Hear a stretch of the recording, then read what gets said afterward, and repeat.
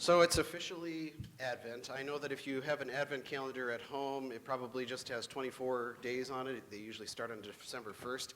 That's just to make things easier for the creators of Advent calendars because the first Sunday of Advent moves around a little bit, but it's somewhere close to the beginning of December, and so when they make Advent calendars, they just do December 1st and on. But Advent technically begins on the 4 Sundays before Christmas. And this is an interesting year because Christmas happens to fall on a Sunday this year. And so Advent is pushed back about as far as it can be because we have a whole week then between the 4th Sunday of Advent and Christmas.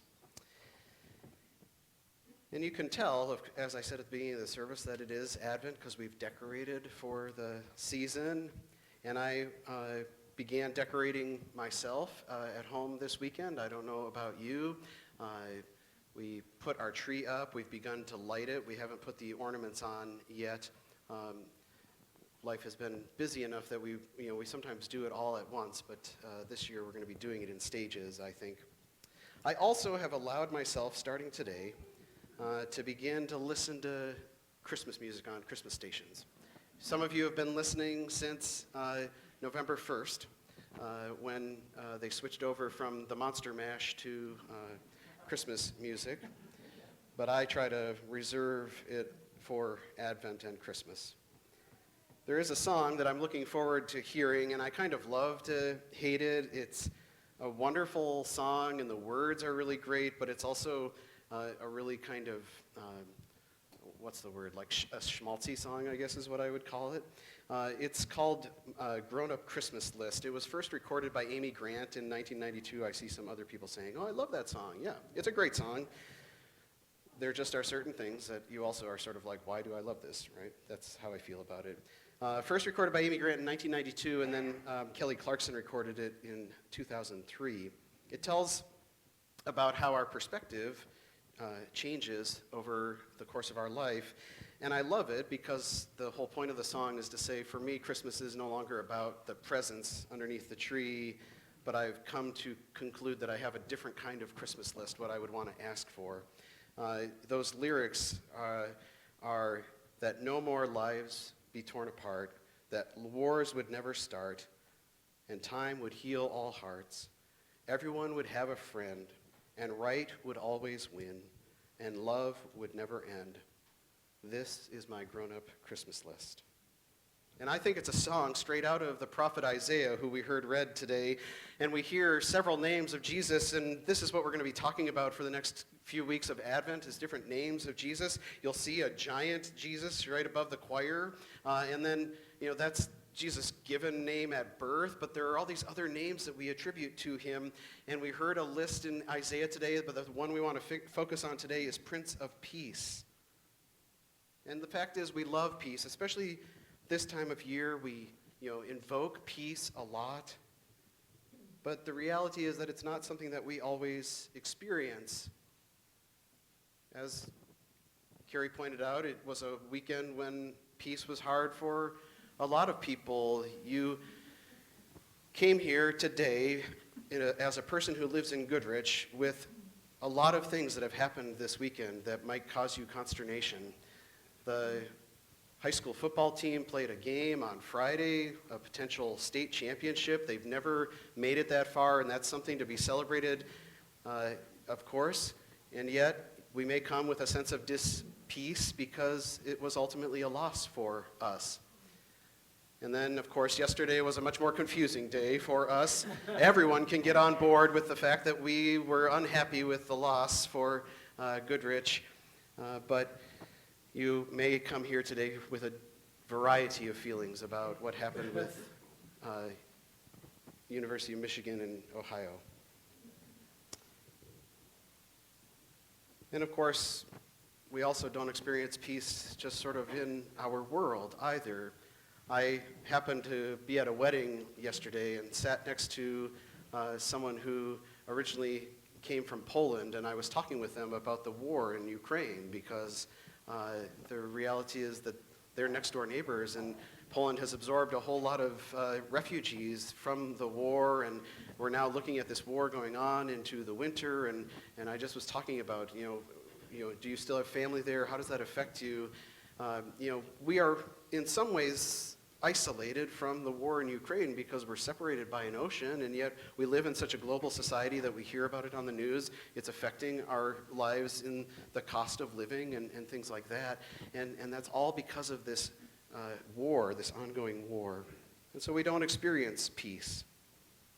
And of course, we also don't experience peace in our own nation. I came last Sunday and lifted up a prayer for an act of violence that had just happened in a nightclub the night before, and there wasn't a whole lot known. And within a single week, we heard about another act of violence that happened in a Walmart. We're still recovering from that first one that happened a week ago.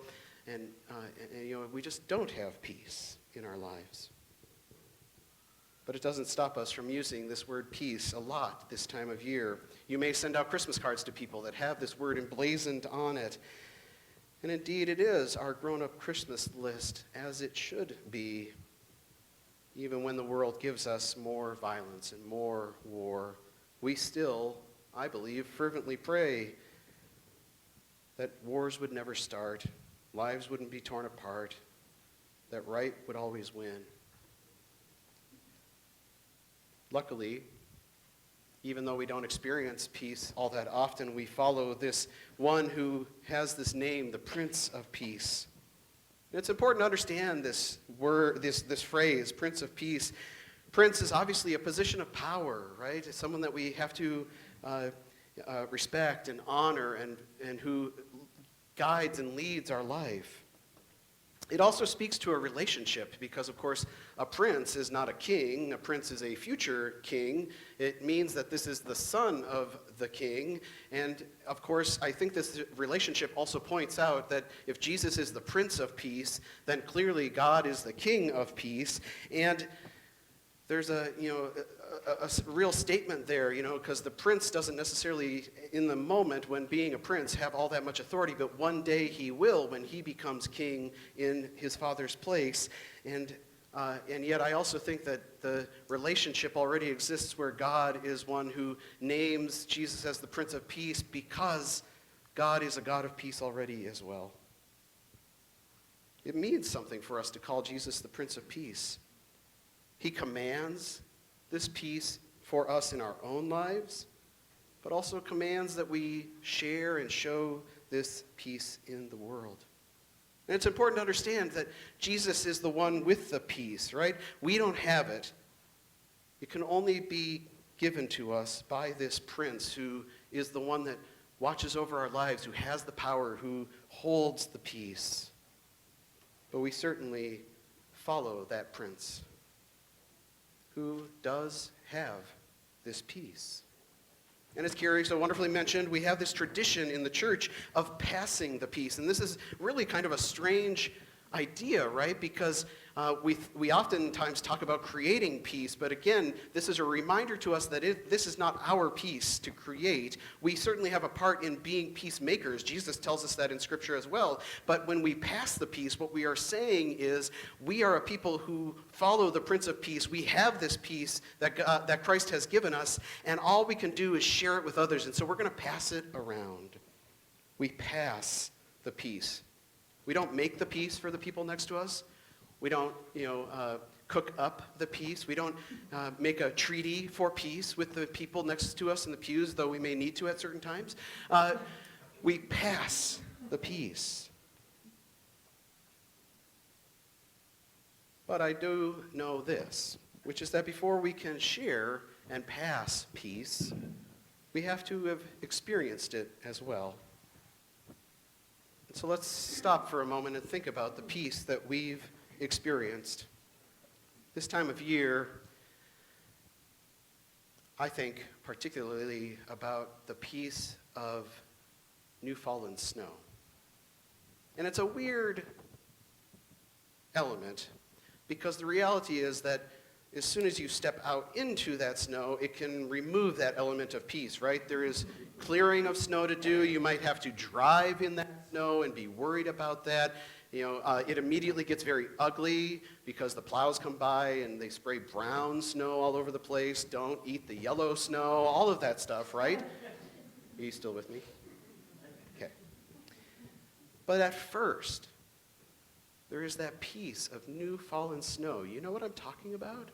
It literally, there's science here. It can actually be more peaceful because the snow has a way of deadening sound. And so when you walk out into new fallen snow, it seems more silent because it actually is. It absorbs sound for us. And it gives you that sense of peace.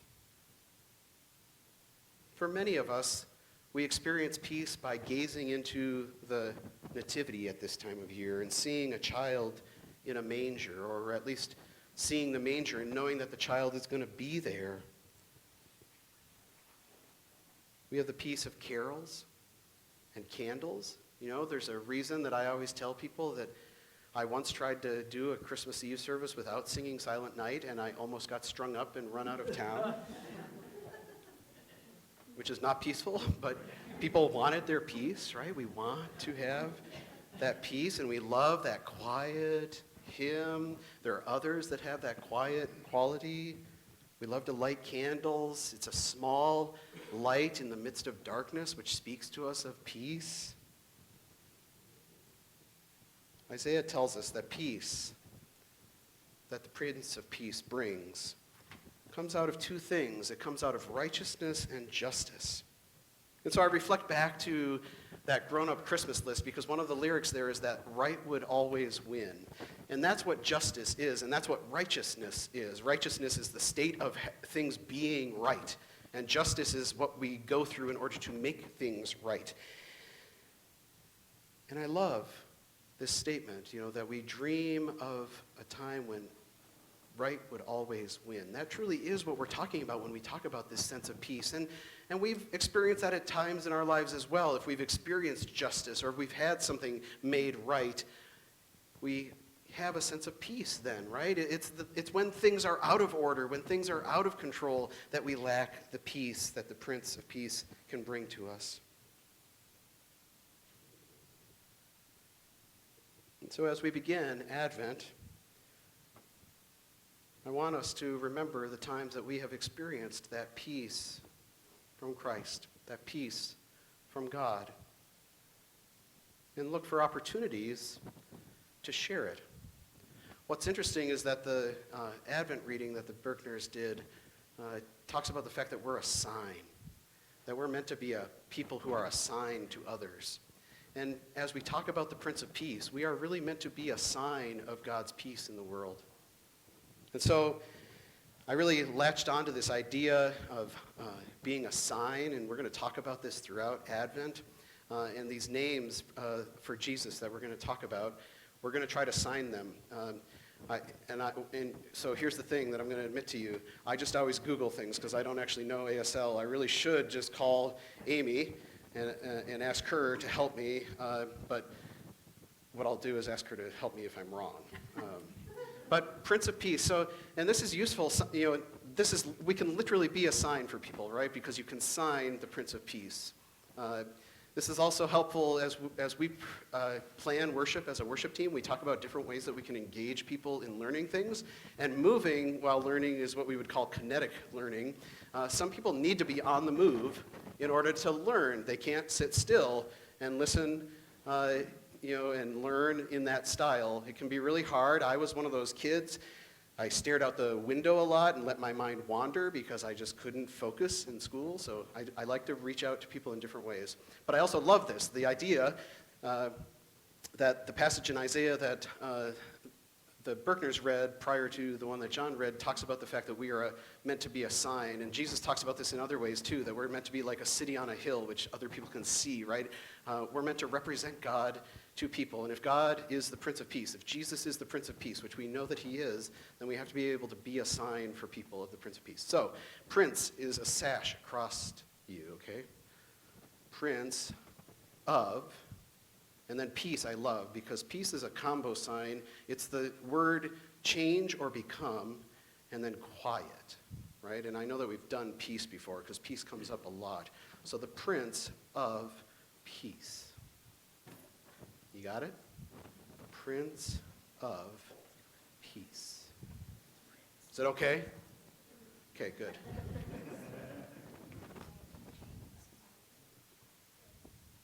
again, I really love, she's fixing. We couldn't see what you were doing. Oh, sorry. Yeah. So Prince is a sash. Prince of Peace. Yeah. Is this okay? Thank you. Is this okay? Oh, you don't know? Oh.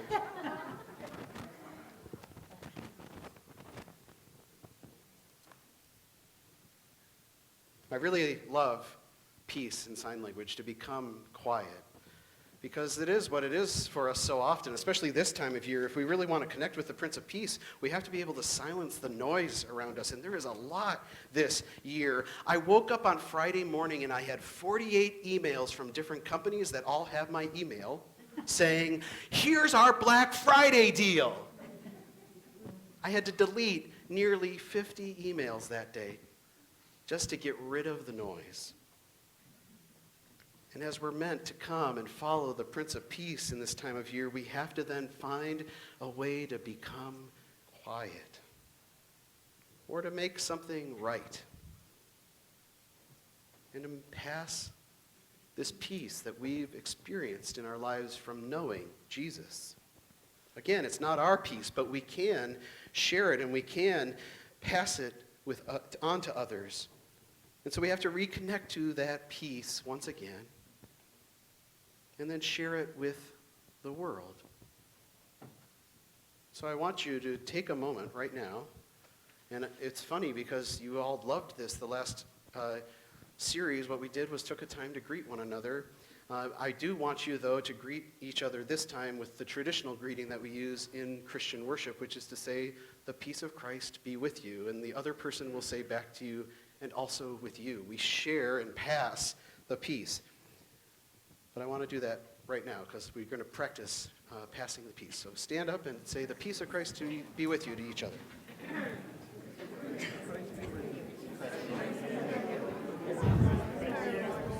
Daniel, the peace of Christ be with you. Gary, the peace of Christ be with you.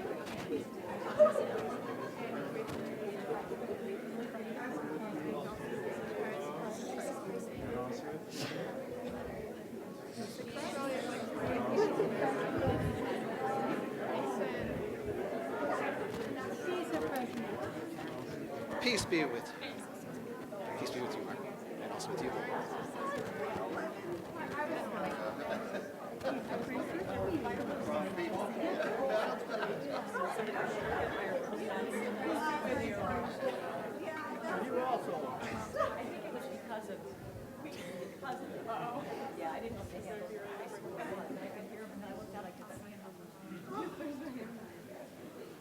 It seems a little interesting to invite you to make the noise of passing the peace when I'm telling you to seek to find quiet in this season as well. But, did you notice, though, what's interesting for me, having watched the last few weeks, when I just asked you to greet one another, it was much more boisterous. When I asked you to pass the peace, it was sort of, more subdued. Oh, we're doing something important here, right? In passing the peace to one another. I want you this season to find ways to reconnect to that peace, that quiet. I mentioned a few ways that I've experienced it. New fallen snow, gazing into the nativity, things like that. Peace, singing carols, or maybe you will hear the grown-up Christmas list, and if you're one of those people that likes it, it'll be a moment of quiet and peace for you in the car. Find a time and in some way to slow down and reconnect to this sense of peace, because we can't pass the peace without knowing the peace. And again, it's not our peace. The Prince of Peace gives it to us. It's why he comes down and he starts in a manger and he's just a little baby. Again, I think all of this points to the fact that he is peace, right? If he had come as a warrior on a horse carrying a sword, it would have said something very different to us about who Jesus is, but he is the Prince of Peace, and so he comes as a vulnerable child, and indeed remains vulnerable his whole life. When his disciples, toward the end of his life, are ready to fight, Jesus says, that's not what I came here to do. He came to be the Prince of Peace and to share that peace with us so that we can share it with others. Find a way to reconnect to that peace and get out of the busyness of the world and get out of the focus on wrapping and cooking and all of those things that we get so caught up in and that cause anxiety, and remove us from that peace and focus on this grown-up Christmas list and seek the Prince of Peace. I know that it can be hard to imagine a world where peace is real and possible, and it's especially hard for me this year as we move into the Advent season, knowing that there's a war going on and that the person that is pushing that war has got no plan on pulling back anytime soon. But we should also be the kind of people who know Jesus so well, who know the Prince of Peace so well, that we have no doubt in our mind that a world of peace is possible. And we need to share that with others, because the reality is the world is full of dis-ease and peace and lack of peace. We need to be a beacon on the hill, a non-judgmental presence in people's lives so that they can know the peace that the world so powerfully robs from them. But we can't show it until we know it. And so know the Prince of Peace once again. Welcome him and say, "Come, Emmanuel, come soon." And then pass that peace to the world. Amen.